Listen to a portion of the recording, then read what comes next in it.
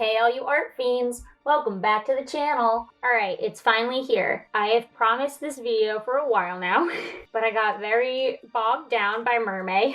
I can finally now sit down and make this video because Mermaid is over. By waiting so long, I have collected a lot of characters, so I will say I will not be able to get to every single thing that was submitted to me in this video. This is going to be a series that I want to keep doing, so if your character isn't in this video and you submitted it, do not worry. I will try to get it into another video. I am also trying to be fair and only doing one character per person. If there comes a time where I'm out of characters, then I will duplicate people. But until then, I'm trying to give everyone a fair chance to get a character shown on this series. For those confused, I have been taking OC submissions for a series where I'm going to talk about their character design and maybe give some tips as to how to improve the design of the character. These are all submitted to me, so every person in this video has agreed to have this happen to their character.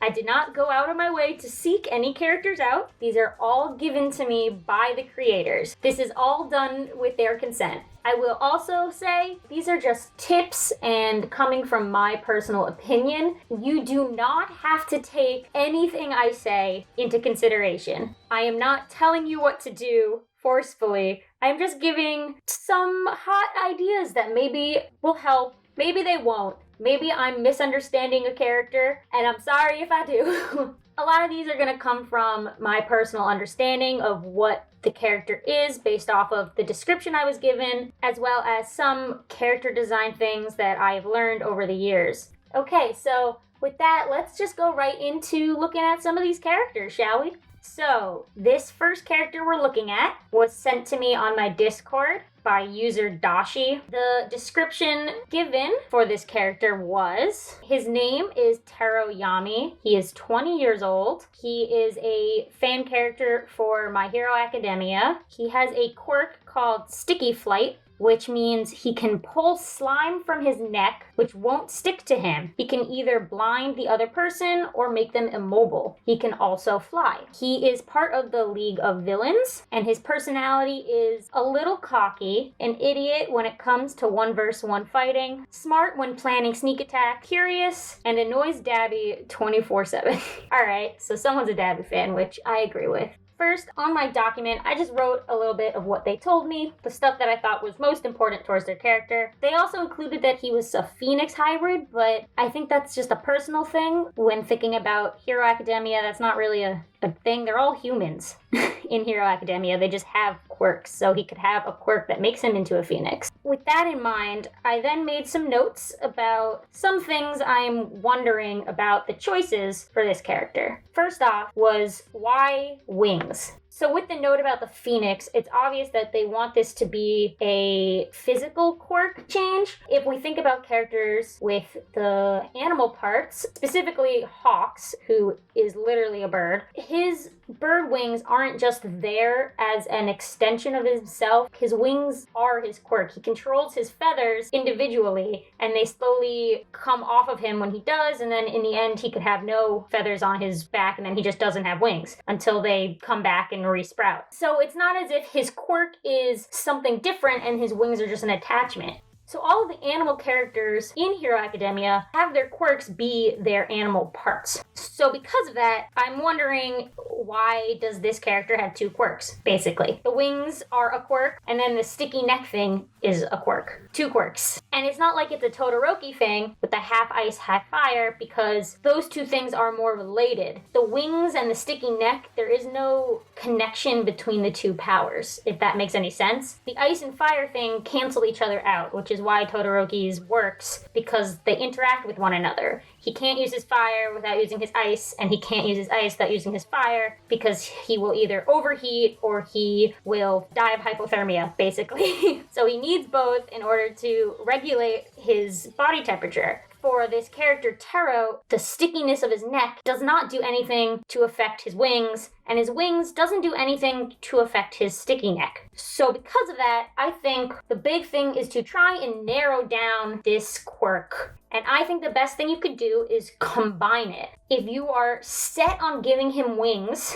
then I think the best thing to do is to make this sticky thing the wings, if this makes any sense. We're gonna do some designing stuff, so hopefully when I start drawing it'll make more sense. Next is his clothes. He is in a very generic outfit, but you want him in the league of villains, and if we look through the designs of the villains, they are very specifically designed. Some of them are wearing villain outfits, kind of like the opposite of a hero uniform. Others are in like very dark, brooding clothes. And then Toga's whole thing is her pretending to be a cute schoolgirl, and this is her deceiving us, which is why she's in a school uniform. I think we also need to narrow this outfit if you want it to be a villain-esque uniform, or if you want it to be normal street clothes. I think you need to make the street clothes darker. And then the last thing is the colors. I get you want him to be a phoenix, but if we're going to tweak his quirk, then I think his colors need to be tweaked as well. If you want to focus on this slime ability, which when reading his description, that seems to be what you've put the most detail into from his quirk, was the slime part, then I think we need to push the slime and really make him this color. So since you have the black for the slime that you want, I think he should have more black on him, or green even, for the slime.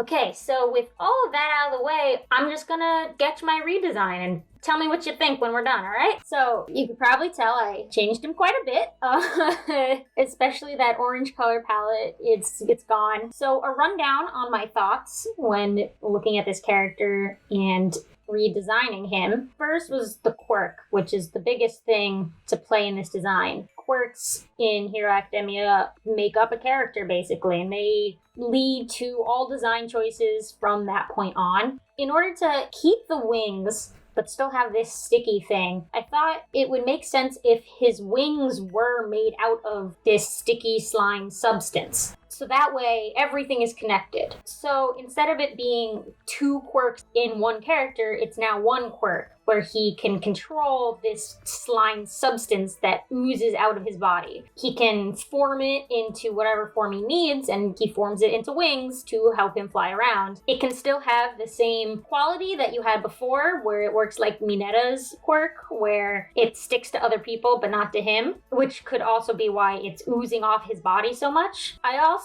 included the slime not just on his neck, but everywhere. It's coming from his wrists as well, and it's oozing from underneath his outfit. This way, it comes from multiple parts of his body, so it makes sense as to why it can come from his back and also his neck. To then combine the colors, I went for this green-black slime, so I then related that to his hair. His hair color does kind of look like Deku's if you have the gradient going on, but since the original character had a gradient, I gave him a gradient as well. All these changes are up to you if you want to keep them. This is just my thoughts as to how to maybe improve the character, but if you want to keep it orange, then you can keep it orange. Totally fine. I just think making the hair color more similar to the color of the slime will then make it more connected to his power. His eye color I kept the same. You had a scar on one eye. I also cut his eyebrow in half on the one over the scar, since that is a very common thing that happens. I made his outfit a lot darker than before, and I kept it a little orangey to relate back to your original orange colors. I also made him look a little more punkish with the big boots, and I gave him a little chain. Just small details to push that he is more of a villain than a hero character. So that is this first character.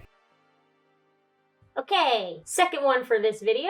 We're gonna go into a whole different direction. This is not a human, and this is not based off of a pre-existing franchise. This is something wholly original. Now, when I saw this character, I thought he was absolutely adorable, and I figured there's some things we could do to him to really push the things that the creator wants from him. This cute little boy is named Carp, and he was submitted by Artemis on my Discord. In his little bio, it says that he is a koi dog. Artemis then said that Carp's backstory is that he lives in the ocean most of his life, but once in a while, he'll go onto land to meet his friends. His world is full of cross species, so he isn't out of the ordinary. Very short, perfect. I think the idea of two animals combined to make a new species is a great idea. So I figured we could really push into this cross species thing. A few notes, things about this design that maybe we could improve on or get rid of or whatnot. So first is the hair. I'm sure it's just a stylistic thing, but there needs to be a reason that this creature has hair, I guess you can say. Fur would make more sense, of course, but the way it's all laid out is very hair-like. It's definitely a stylistic thing, too, to have it, like, directly in front of the face, which is a personal thing, and I personally don't enjoy that, but, you know, that's your thing, then you do your thing.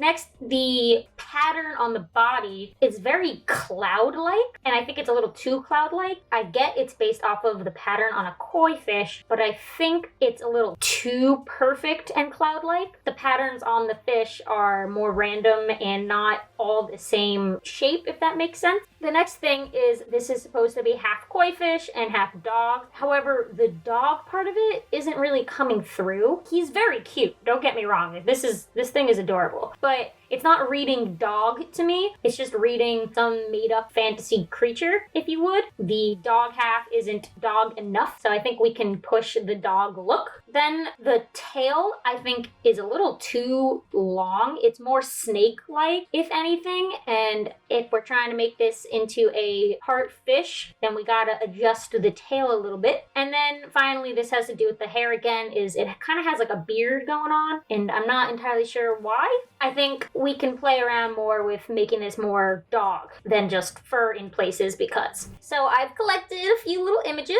of some cute little puppies, just so I can see what some doggos look like, and as well as some koi fish. And I'm going to take a shot at combining these two together to make this boy a little more dog and koi fish-like. So first was the making it more dog-like. I kind of tried to understand a dog's face a little more and their body, and tried to make the face more dog-esque than the original. This drawing will also show you my very poor animal drawing ability.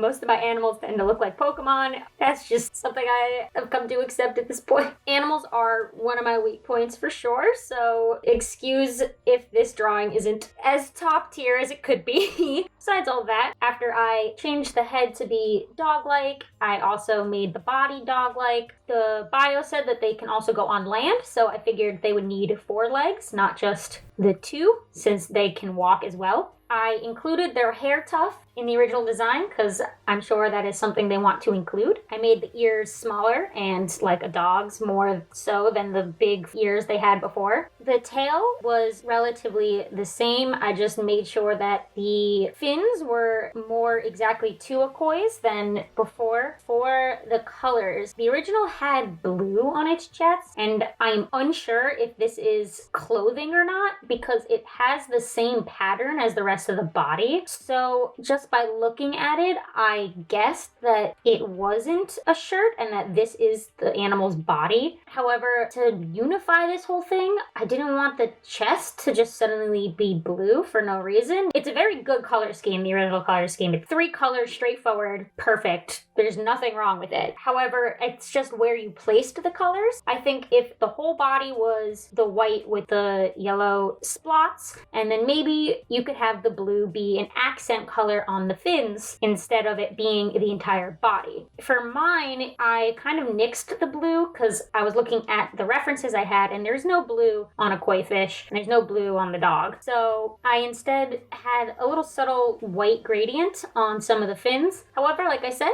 this could easily be blue as well to make it a little more fantastical. I also changed the white a little bit. The body's base color is white, however, it's pure white, and you should never work with your base color being pure white or pure black. This will just make it much harder when you go to shade something later on. So instead, I went for a little peachier color, something a little more brown, something that's more fur-like, but still white. I also then darkened the orange splotches just a little bit. I made them more red too. The koi fish is red in its spots, so I wanted to incorporate that a little more as well. But like I said, the original colors are really good. The issue was when I tried to use the original orange color, it was too similar to the fur color I had come up with that you couldn't see it. So making it a little darker and redder made sense. I then also used a dark red for the eye and nose and paw kind of area. The original has pure black, and like I said, you should never use pure black or pure white. So I just gave it a little bit of a tint of that red to relate back to the red of the koi fish. This is a very cute dog, and the original is very, very cute as well. This cross idea has a lot of good potential, and it's up to you to take what I said, use it as you will. You do not need to use any of it if you so wish, but this may be some things you should think about when designing a character based off of existing animals and trying to figure out exactly how much of those animals you really want to include, and if in the end it really is those animals or if it's just something completely from your mind. Alright, so here is my updated version of Carp.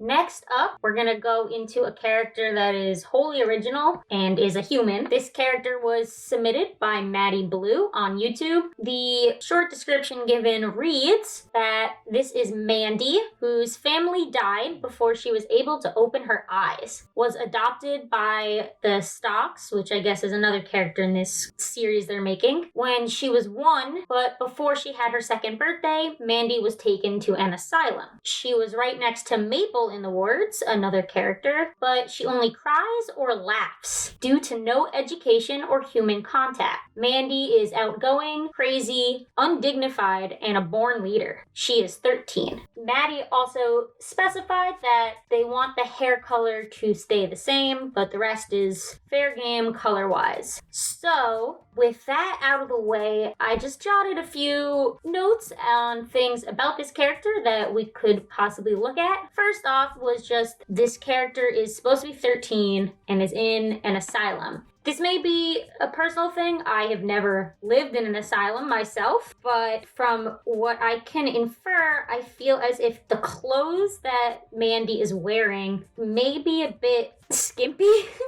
I don't like to say that. I mean, you can wear whatever the hell you want, but she's also 13 and she is in a ward. I feel as if she needs to cover up a little more. This also relates to the personality that you gave her. The clothes you've given her, the way she looks, does not give off the vibes that you described. Especially this serious pose you have her standing in, she does not look crazy. She does not look undignified. She does not look like she only communicates by crying and laughing and has no education. She looks like a very serious, cool kind of character that is probably very quiet and stoic, and that is not at all what you described her as. So, there are a few things I'm going to whittle down in order to make this a more streamlined character, specifically about her character traits. Based off the description you gave, I think the things you want to focus the most on are the fact that she is crazy, but to an extreme. This person submitted a different character who was also in this asylum, but was not at the same level that Mandy is. I think we can hone in on the fact that they don't have an education and that they haven't had a lot of human contact in their life, and because of these two things, the way they interact with other people is stunted a lot. We could focus in on the crying and laughing thing as well. Their words can be very jumbled, they don't have correct grammar, they speak in broken sentences, and their emotions are out there. They display every emotion to an extreme, and the character you have seems to display no emotions. Very stoic.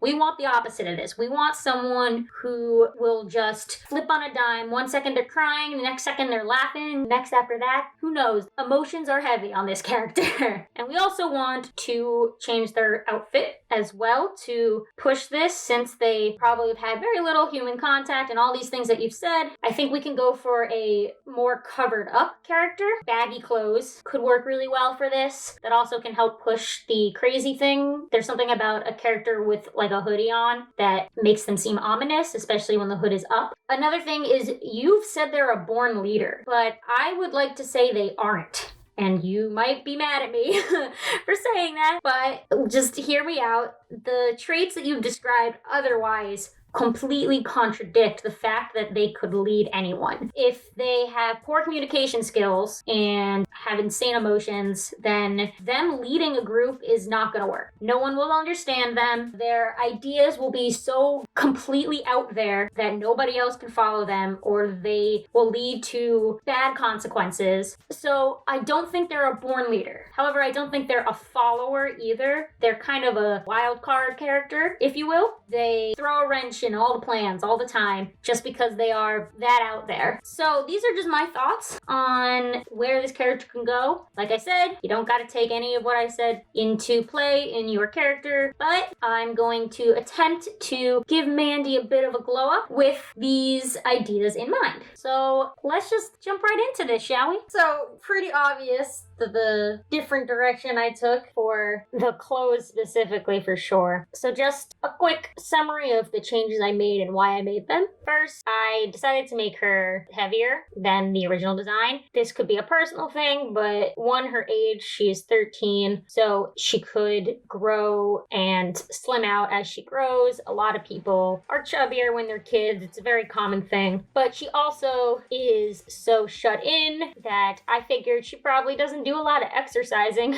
and so that also plays into her weight. The color for the hair is the same as requested, and I kept the skin and the eyes also the same. Those were perfectly fine, nothing wrong there. For the outfit change, however, I stuck with your hairband thing because it is a really good idea for a very specific indicator for a character. It's nice to have a specific accessory that no matter what else they wear, they always have this one accessory on. However, I changed it from a headband to more of a towel that is tied around their head and pulling their hair back. This seems to me to make a little more sense in the context of living in an asylum. I'm sure they get towels, you know, and I figured with how crazy this character probably is, their hair is a mess and not as perfectly straight as the original design had. So because of that, having this hairband pushing back the hair in order to keep it out of her eyes made sense to me. Her outfit, I had said before to give her something more loose fitting to fit with her personality more so than what you had originally. So I gave her just sweatshirt, sweatpants kind of look, something so simple that anyone can wear. I also gave her slippers on her feet as to give her some shoe wear, but they're very comfortable. She's in very comfortable clothing. Since she is so not aware of social things and other people, I figured giving her just like hand-me-downs or whatever the hell she can find made more sense than her dressing herself up and wearing makeup. She doesn't seem like a dress-up type,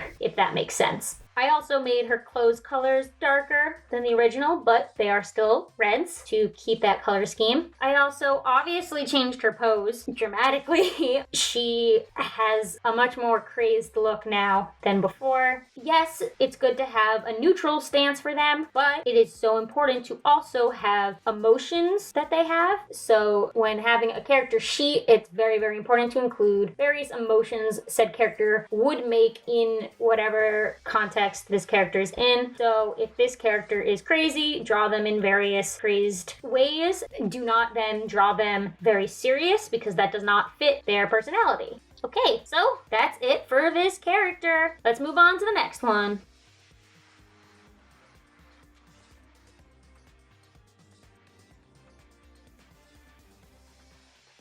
This one was submitted by Dixie on my Discord server. The description that was given is a little long, so I'm gonna try and summarize what they wrote to just the main points. So this character is Mitzi. She is 18 years old and originally from Germany, but moved to England with her mother, father, and younger sister when she was 13. Shortly before they moved, Mitzi's older sister went missing and was found dead. No one ever found out what happened to her. When they moved to England, her younger sister started feeling homesick. Her mental health started to deteriorate. She never spoke to anyone about this and eventually ended up succumbing and committing suicide. Mitzi was the one to find her. Despite all of this in her past, Mitzi tries to live a normal life, but her parents have become so paranoid of the outside world and what it could do to Mitzi that they restrict anything that she does. She can't go out after school, she has to follow strict house rules or else she gets punished. She has a small group of friends at school who she is very loyal to, but her parents don't like them because they are all boys, one who later becomes her boyfriend.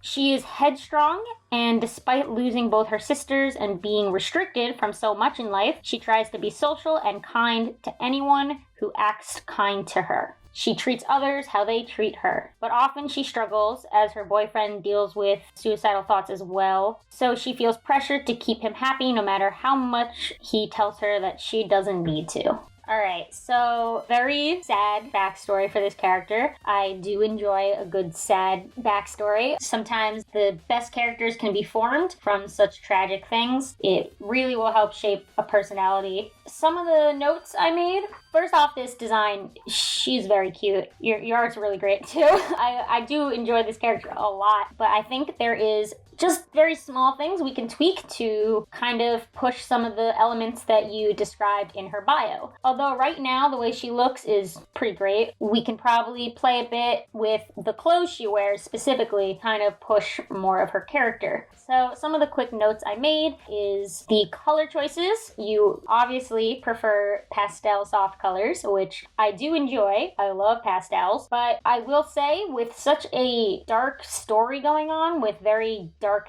themes, it might be too much pastel. So I'm gonna see if we can darken this color palette a little bit. Not dramatically, because she's not an emo dark character, but it's more about the world she lives in that is a lot more dark and depressing than the colors seem to show. So we want the colors to reflect the tone and the mood of the story you want to tell as well. I made a note about the rabbit ears. I do not know what any other character in this series looks like, but I am just going to guess that everyone in this universe has animal parts, which is totally fine. So I'm not gonna touch the rabbit ears, so we'll keep her a rabbit since it most likely is just a universe thing. Although this seems to take place in the real world, so I will ask if it's important to have the animal parts or not. If this was more fantasy-based, or maybe it was a different universe or something like that, then we could justify having animal parts. Otherwise, you could really hone in on the animal thing and go a route like Beastar or like Zootopia, where they're just completely animals, but, you know, they live in the modern world, but they are just animals who speak.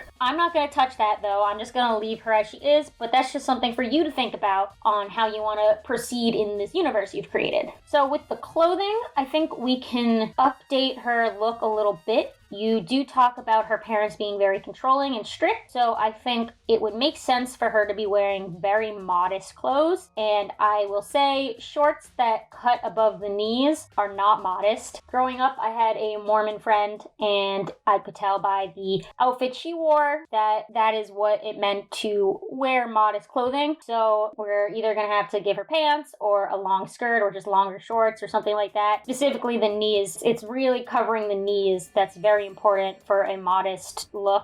Again, this is most likely because her parents are so strict that they don't let her leave the house unless they are wearing something that they approve of. This also then relates to the band-aids and the sports tee that she's wearing. If her parents are very controlling, they most likely will not be letting her play any sports because sports are dangerous. You can get injured very easily playing a sport, and if they are worried for her health and safety, they would not allow her to play a sport, especially since you said that she is not allowed to stay out after school. She has to come home right away, and all sports usually run after school, so it would be an after school activity, and I don't know if that's something her parents would probably let her do. As well as the band-aids, they show an injury. If this character is trying to come off to the world that she's safe and okay, even though she probably isn't on the inside, then we either need to remove the band-aids or hide them so you just don't see them until, say, she rolls up a sleeve or something. Also, because if she gets injured outside, outside and say she comes home with an injury that will worry her parents even greater. So she most likely hides injuries in order to not affect her parents. Next, a lot of the backstory you gave wasn't actually about Mitzi herself. So coming up with her personality, I only have those few sentences at the end that really talk about her personality. And then I'm also going to infer a little bit based off of the backstory you gave around her life. So you say she's headstrong, she's social and kind. These are all good traits. However, if we want to have her backstory make sense to her, we need to have it somehow affect her. So I'm going to add on that a lot of this personality she shows to the outside world is a fake. It's a front. She's pretending to be happier than she actually is. She's a teenage girl, most likely wants her freedom, so having such controlling parents will probably affect her greatly. So even though to her friends she might lie and say, oh, I'm okay, oh, my parents don't do anything, don't worry about it, she's truly feeling the effects of the control in her life, as well as the effects of finding her sister dead. I'm sure that at a young age had such a heavy influence on her. So I know you talk about her boyfriend feeling depressed and whatnot, but I'm sure Mitzi herself feels the emotions that are affecting her from her childhood trauma. She just might be way better at hiding it from other people than, say, her boyfriend is. So that's a bunch of notes that I kind of thought of as I was going through the character. Like I said, this design is pretty great. Very subtle things that I think we can change. So let's just go through quickly some of the things I did and why I did them. So her actual body look and hair and whatnot, I just kept the same. She is well designed to begin with, so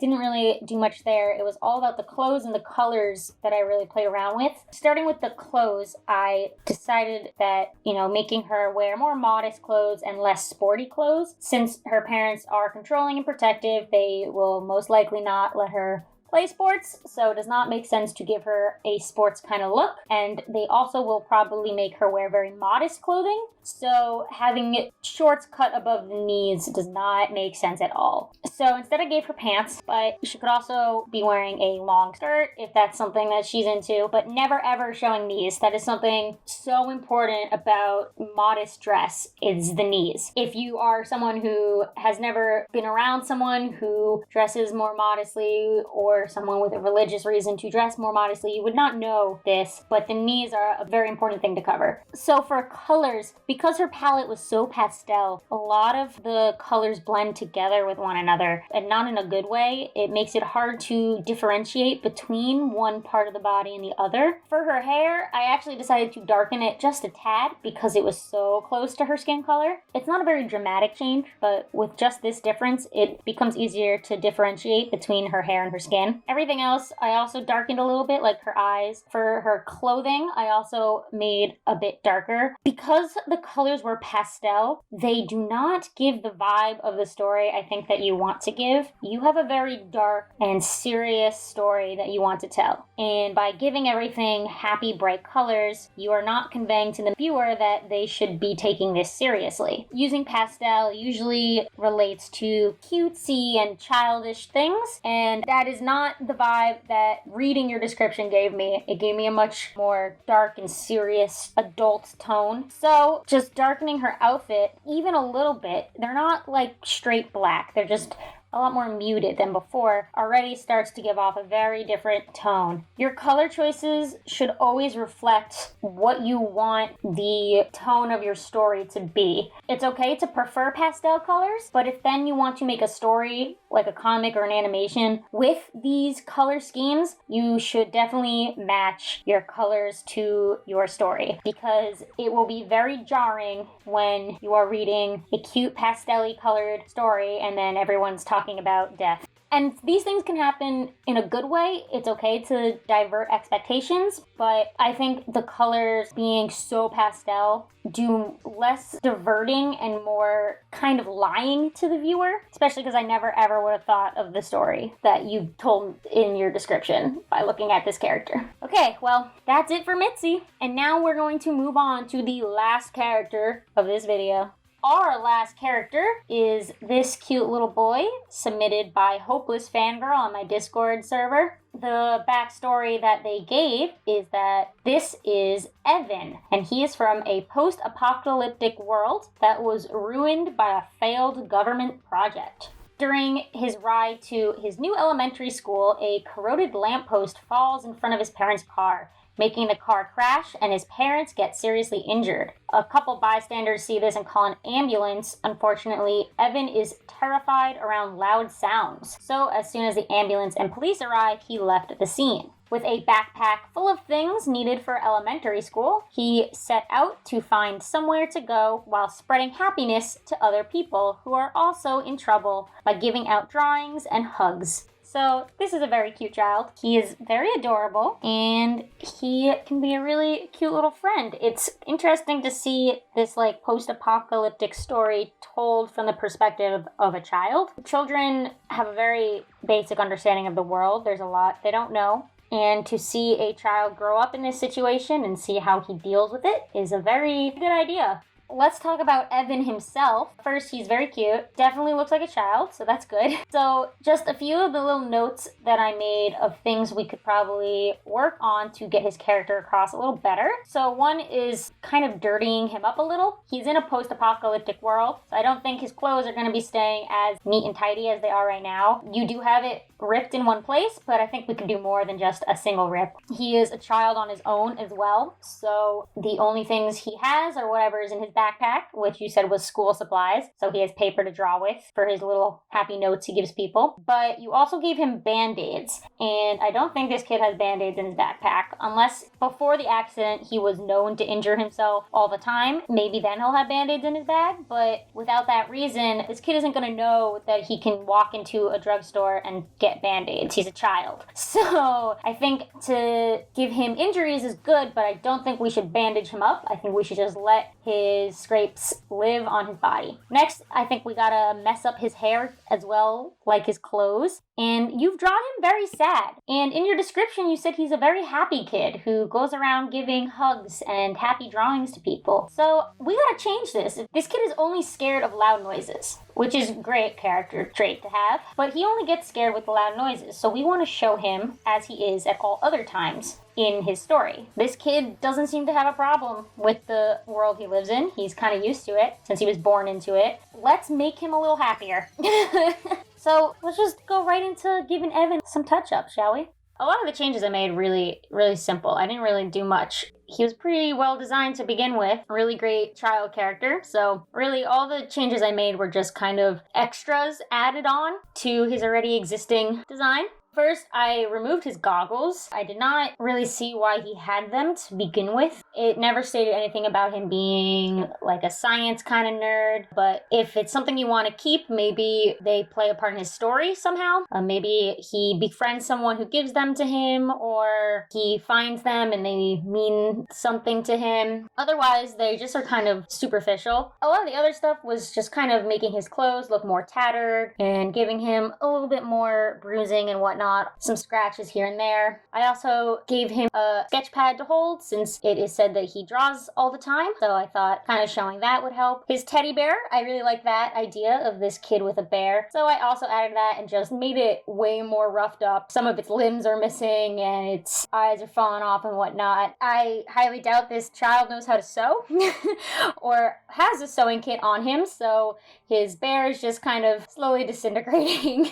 But it's his best friend, so he keeps it with him, no matter how many limbs it loses. Besides that, his colors, I really didn't do much to. His hair and his skin I kept the same, and I just kind of darkened his eyes a little bit. I thought they might have been way too bright green, and it was kind of unnatural looking. His shirt, I also darkened just a little bit, so it fit a little better with his blue overalls. The overalls I did not change the color to either, and I just gave him some shoes and whatnot, just to keep adding more to this design. Okay, that is Evan. He's a very cute character, so I'm excited to see where he goes next in your designing of him.